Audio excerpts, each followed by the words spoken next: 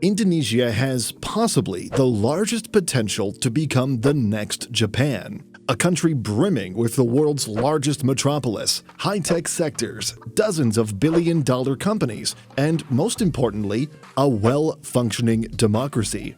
However, there are still challenges that Indonesia needs to solve before it gets there. Their companies are still plagued with issues. Democracy is often questioned, and its cities are stricken with challenges. To get to where Japan is, Indonesia must solve a lot of problems. But the good part of economic development is that there are already economies like Japan that have succeeded. All Indonesia needs to do is to model their economy based on their plans. So, what does Indonesia need to do to become like Japan? To understand this, let's go on and discuss what Japan has done to its economy and see whether Indonesia can follow it. When Japan embarked on its industrialization after the Second World War, the country was devastated. Key to this transformation was the Allied occupation, which initiated significant political and economic restructuring. The introduction of land reforms, democratization of the political system, and fostering of a strong education system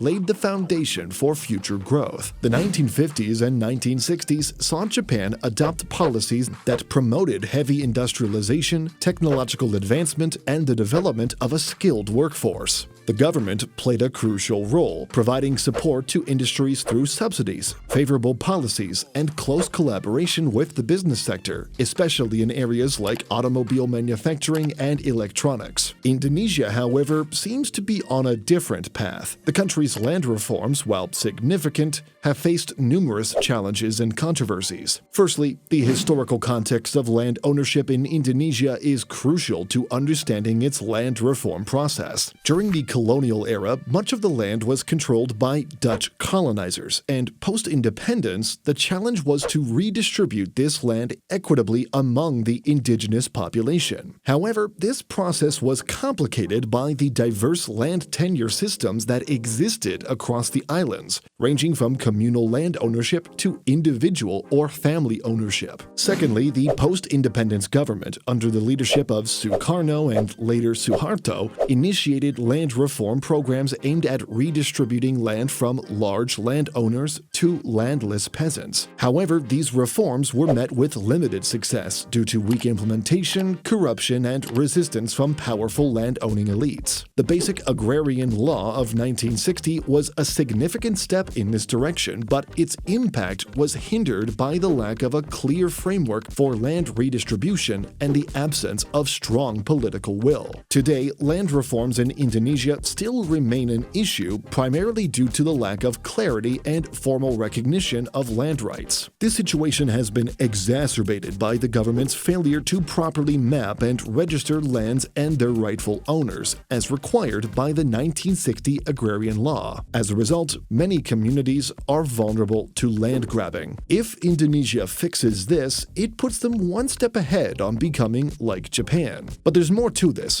The second part of what Indonesia needs to do is heavy industrialization. Japan had the Ministry of International Trade and Industry, or MITI, that guided its post-war economic miracle through careful and strategic industrial planning. Indonesia can have its own centralized agency to guide the country and foster development. But from the looks of it, Indonesia has seen quite similar trends. Joko Widodo directed the country to become an electric vehicle hub. This strategic decision can be attributed to several factors, including Indonesia's vast reserves of nickel, a crucial component in the production of lithium-ion batteries, which power most EVs. By leveraging this resource, Indonesia aims to play a significant role in the global EV supply chain. And like Japan's guided economy, Joko Widodo seemed to have it planned as well. And furthermore, if Indonesia can properly leverage this industry, the country will be able to transition from its reliance on natural resources like coal and palm oil,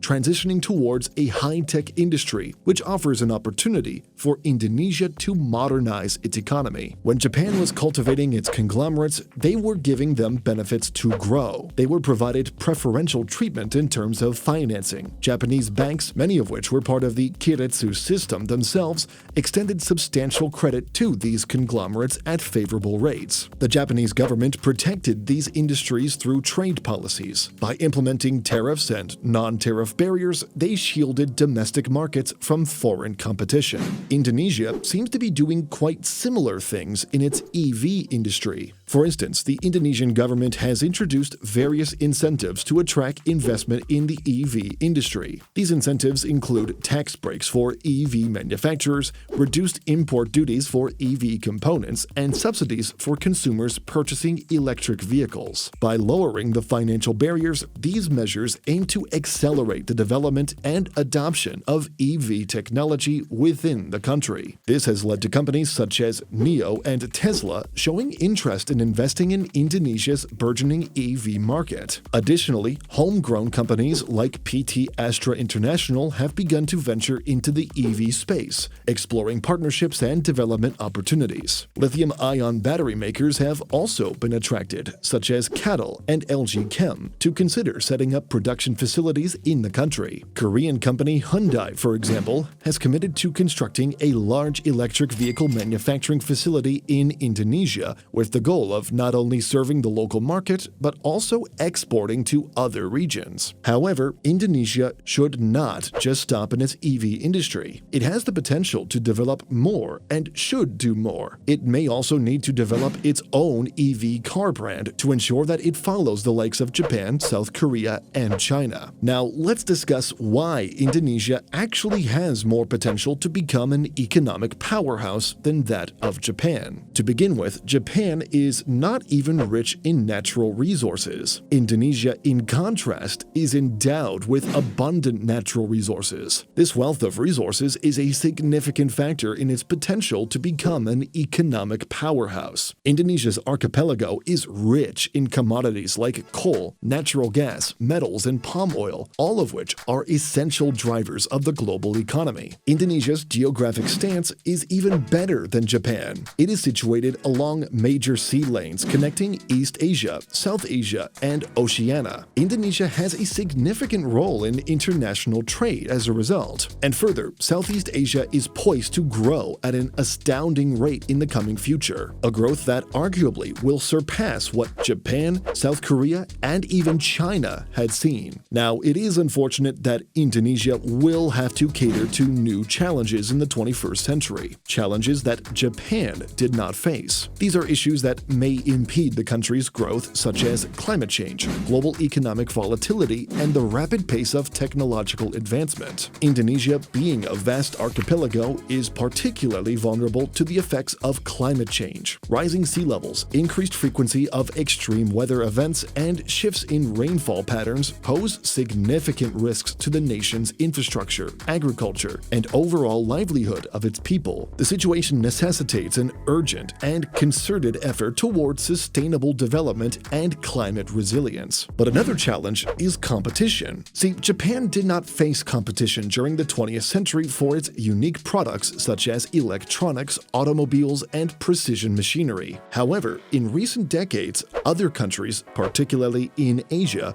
have emerged as strong competitors. Countries like South Korea and China have developed their own robust electronics and automotive industries. Then, following these two countries, there emerges Vietnam, India, and some countries in Southeast Asia that can offer products at a lower cost due to cheaper labor and materials. Indonesia, however, will now battle against not only Japan, China, South Korea, but many other developing countries. Sure, Indonesia is rich in natural resources, but that is not enough. There's a lot of countries that also possess nickel and the like, so the country must now do more. Now, let's take a look at some key metrics. One of the popular metrics for potential economic growth is called the gross capital formation. This is an economic metric that measures the amount of money invested in domestic capital goods and services. Gross capital formation is crucial because it signifies how much of the new value value added in the economy is being invested rather than consumed. It's a strong indicator for future productive capacity and economic growth. GCF includes investments in physical assets such as machinery, buildings, and infrastructure, and changes in inventories. The data shows that Japan had an average of about 5 to 10% annual growth rate in its gross capital formation from the 1970s to the early 1990s. Indonesia from 2010 to 2020 was following a similar trajectory. It had good annual growth, consistent growth from 2014 to 2019. However, it was not as high as what Japan had seen during its early economic boom. It is likely not guaranteed that Indonesia can become like Japan in the future. Maybe it can be more, or due to certain circumstances, maybe it won't even reach Japan. It should also be known that Japan had the help of the United States. Indonesia, meanwhile, did have access to some aid during the 20th century, but failed to capitalize on them efficiently.